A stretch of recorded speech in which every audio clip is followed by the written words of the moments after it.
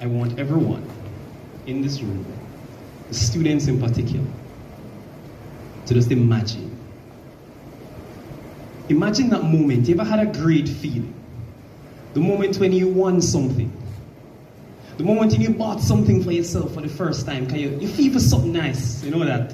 You know that feeling? When the food gets brought to your table and you say, yes, finally. Or when you're at an academic achievement awards, sitting with the teachers, your parents, who are going to take a lot of pictures because for today they're at their proudest moment. It feels great, doesn't it?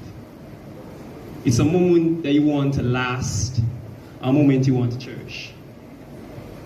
Now imagine if I told you that excellent moment, that great feeling, was the last time you were going to experience something like that. Sound unbelievable? Alright, you want to stay with me for this next one. Now imagine I told you that yourselves would be the reason and the determinants between whether it is that very last moment or whether it is only the start of the most magnificent days like this one that you're going to have. Would you believe me then? Okay. Hello everyone, good morning, and it's a pleasure to be here. I've been sitting here from morning hearing the remarks for this remarkable event, and I've been looking at the delight on your faces, and I've been looking at the smiles in the audience, and it's an absolute pleasure to be invited for such an initiative. And I just beg as well, as I have you in thought, if you just follow me for the next 15 or so minutes, then I can drastically change the way in which you think about just your capabilities and how far you can go. You guys believe in now? Yes, sir. All right. Perfect. One of those first things I really want to start with and want you to have in your head is blooming wildly, constant improvement to achieve. Constant improvement is the only way to success. You guys heard that one? You see, that is the difference between what I said about this great feeling. You buy something, you feel nice. It's the difference between that one being that great feeling now and whether you have them day after day. Because you see, the thing is, all of you here aren't here by any accident, by the way.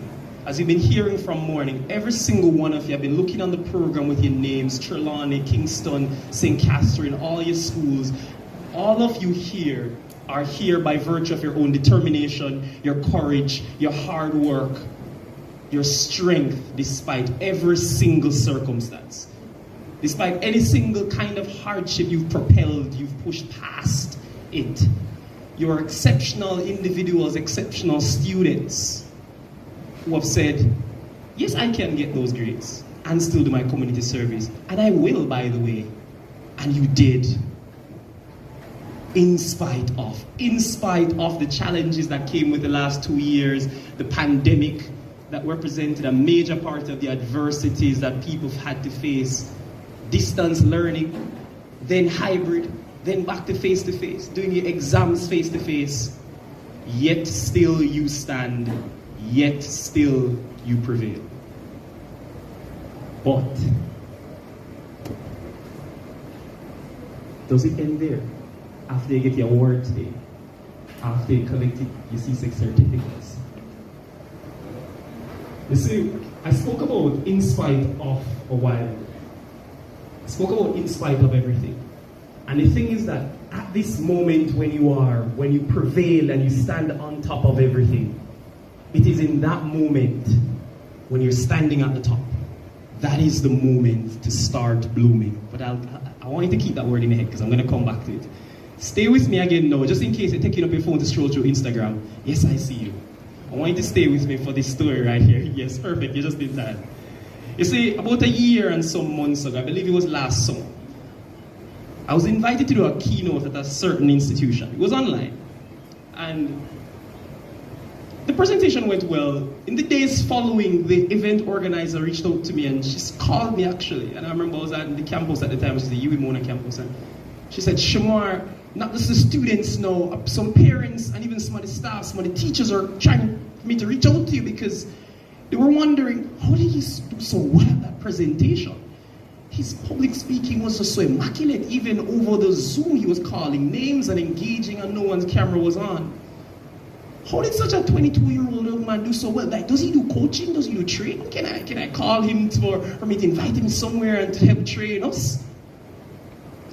No, I ultimately didn't get to, because the timing was getting close to when I would have had my own examination, critical exams and classes.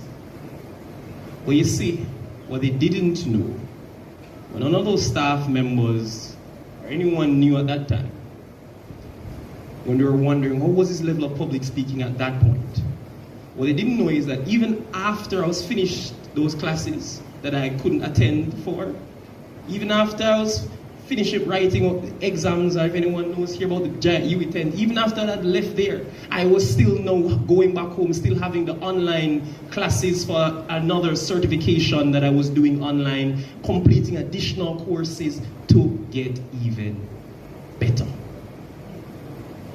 Still going to classes, still improving my own self in order to better serve others. And those of you involved heavily in that community service know what that feels like, that moment, in order to better serve others. Watching more speakers, observing more videos. I'm telling you, observing new styles or things that I can learn and still learn from. You know, if there was someone here that ever sees my social media, or even someone here that sees my WhatsApp statuses that they were here today, they would tell you, and be able to can confirm when I say that about every 2 weeks or so I actually share with them, or at least a new speaker that I would have said, hey guys, this is one person from a different country, different continent. I think last week I shared them a lady from Singapore who released a book the other day. Another country who, guys, this is what I learned from them, by the way. I like this style about them, and it's ways that I think, observe this from them and you can learn this, etc., etc. I want you to think and realize something as you're scrolling. This is me 2 years after completing the online specialization course in public speaking from the University of Washington. This is after 4 years, as you heard in the bio, after being in leadership, and I'll just be called, Shamar, go on the stage, and you're going to be speaking more. This is now 10 years after an elder at church and the pastor say, hey, can you go up onto the scripture reading real quick? Have you ever been in that situation, anybody? All right, you understand that you get no preparation time, right? In front of the entire congregation. And on Children's Day and Youth Day, yes, you guys are rallying upon the program. This is 10 years after that. Yet still, I was and I'm still improving my skills in speaking there. The point there that I want all of you to capture when you're wondering is that I was still improving the way and where I wanted to go regardless. You guys caught that one? All right, perfect. Rather than being content just because persons were saying, oh, you're so good already at that age. That's great. You know, there's an analogy I heard from a public speaker who's on social media, and I'll bring it back. If I tell the name at the end, I'll remember it, who used the analogy that, you know, large corporations, big companies, Grace Kennedy, J Bank, large corporations continue to be large corporations because they aren't just content with where they are. They've reached where they're going and they're on to the next. Grace and staff. Getting that great feeling when you bought something, you feel nice. It felt great, didn't it? Feel nice. When you get the award and the plaque, it's gonna feel nice, right? I bet. And that may happen. But you see, habit, that's hard. And that discipline thereafter, that's hard. And so what we have to do, if you're thinking, and I want you guys, one of the first charges, so if you haven't caught anything I've said so far from these stories, these are the things I want you to start getting, is that you have to constantly charge ourselves to demand more. And to tell yourselves that you're always capable of achieving greater levels. You guys got that one? All right, if you're not write it down, you catch it on your phone. All right, perfect. And that leads me on to the next thing, because you might be wondering, well, why is it so hard? I mean, I did this great work in exams the other day. It should be automatic, right? I should just always have that continued drive to go on. Why is it so hard? When I spoke about blooming earlier, remember when I said that word blooming earlier? All right, everyone needs to wake up right now. Trust me. You don't want to catch this part. I promise you, you'll absolutely get it. When I spoke about blooming earlier, that comes to an interesting concept which I've really started to champion every single place I go, speak to persons my age, younger than me, or in and around the same.